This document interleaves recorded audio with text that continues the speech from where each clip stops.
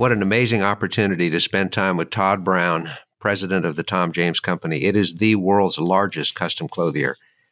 Todd is overwhelming in his consistency about serving others. He told us that the key to building his own clientele in sales was to focus on serving the needs of the client and not himself. Then when he transitioned into leadership as a selling manager, it was still the same, focusing on the needs of the clientele, but now also the people that he's leading. And now as president of this worldwide, very rapidly growing company, you can feel it, that his orientation toward helping others achieve their goals in life is such a strong and powerful common theme in his life. I'm going to review a couple of the quick things that came out of this as I chatted with him. First of all, Todd's immense humility. When he walks into a room, he is a dominant physical appearance. He's 6 feet 9 inches tall, always immaculately dressed, strong and powerful handshake. And yet almost every word that came from his mouth was something about self-effacing. It was very humble. It was always building up other people, giving the credit elsewhere. In fact, it's interesting, when we talked about success, he said, I think a lot of my life has been a lot more to do with failures than success. I had low self-esteem, losing his mother when he was young. And yet these things did not prevent him from being what he could be and really growing. We hear a common theme about purpose, that when somebody focuses more on their purpose instead of on their problems, then they're going to go forward. That purpose, when it's accompanied by very specific goals, gives rise to a schedule. I know that many of you are building new businesses, and there are so many things to deal with that can be overwhelming. The flood of attention sappers is everywhere. But if we can focus our time on revenue-building activities and have a regular routine that we're putting time into building the business, and in the Tom James Company worldwide, it's a very specific schedule that each of their people follow.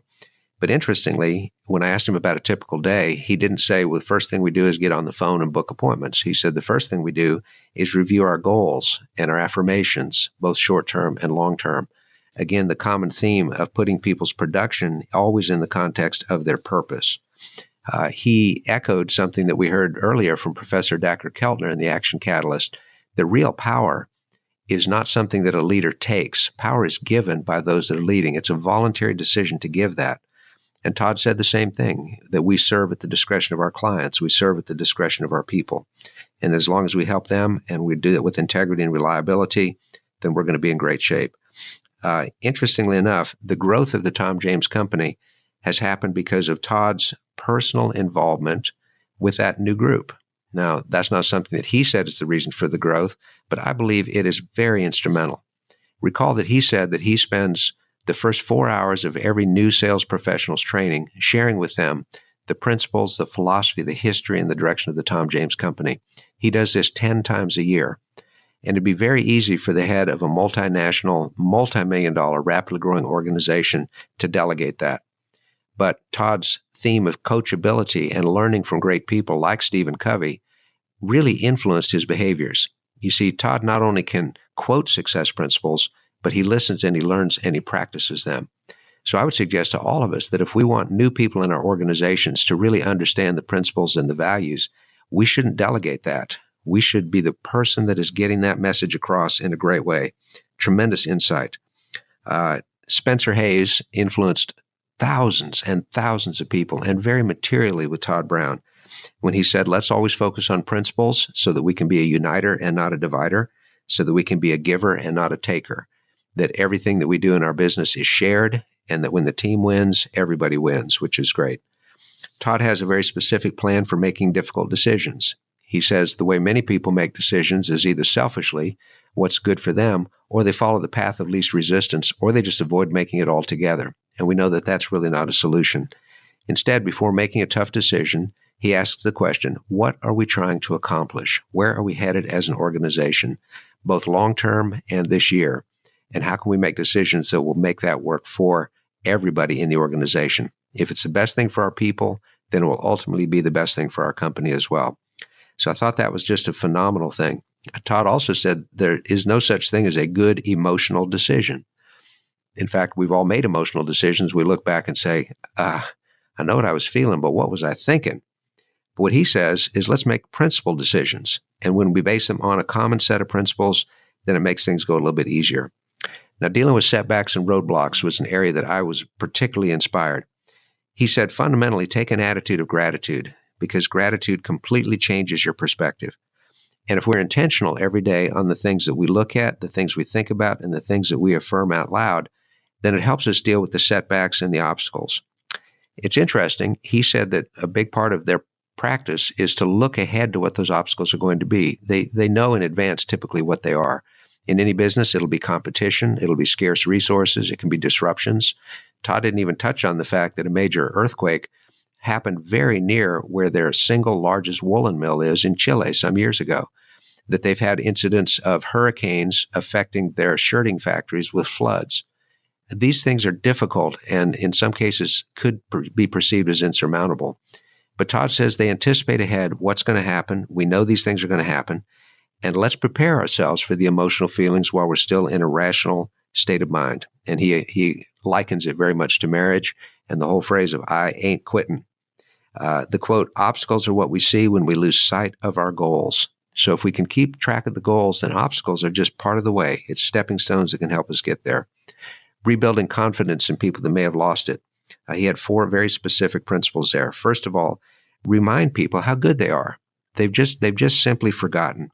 And if we can rebuild their self-confidence based on things they've done before and remind them that this is something they've done, not that anybody else did for them. I know in my own work with salespeople, when they're a bit discouraged, I'll have them share what their best achievement was in a week or a month or a year. And then I'll ask them to say out loud, who actually did that? And if they can say out loud, I did that, and not try to make any kind of a back down from that, but to say, I did that, it's a real powerful way to help rebuild their confidence. He then says, well, let's suppose, borrowed that from one of his predecessors, Jim McEachin. Well, let's just suppose you were able to do this activity plus that activity plus this activity. Let's consider the possibilities of what that could be. The first gives confidence. The second gives some hope. Third stage, he says, he adopts the Pygmalion attitude. There's a lot of studies out about the Pygmalion effect in education, that teachers that view their students as above average students often express that to the student and they become above average. By the same token, if we look at someone or talk to them in a way that we don't think they can achieve much, they often make that happen. It's based on an old Greek myth about a sculptor who believed so strongly that the sculpture that he made could be his lifelong mate, that belief in the sculpture coming to life actually caused it to come to life. So leaders, if they see people in a certain way, are going to pass that on to those people in intangible and immeasurable ways. One of my strongest mentors, Jerry Heffel, often said, Dan, I see you as a person who, and usually what he would then describe is not at all what I was, but he saw me in a certain way. So the leaders must do that. And then finally, work on their goals, their dreams, their desires, come back to the purpose. And that can help deal with this discouragement that people face. The final powerful insight when people are in a rut and they're just not doing as well as they could, they become complacent, is to realize that at that moment they become incredibly selfish, and that the only way to break them out of that is to make sure that their purpose is not about themselves, but it's about other people. He quoted a pamphlet I'd recommend to everybody here on the Action Catalyst. It's called The Common Denominator of Success by Albert Gray. And it was one of the most meaningful pamphlets that I ever read as I started out in the business world, and it has helped so many people to just come to grips with that. A true purpose must be unselfish. It must be big. And when it involves other people, then we're going to be big in the achievement and make a huge difference in that area. We're very excited to have had this opportunity to be with Todd Browne, president of the Tom James Company. It's an amazing story. It will continue to grow and be even more amazing over time. Learn from these lessons. Hope they're helpful to you all, and we look forward to next time on the Action Catalyst. Dan Moore, signing off.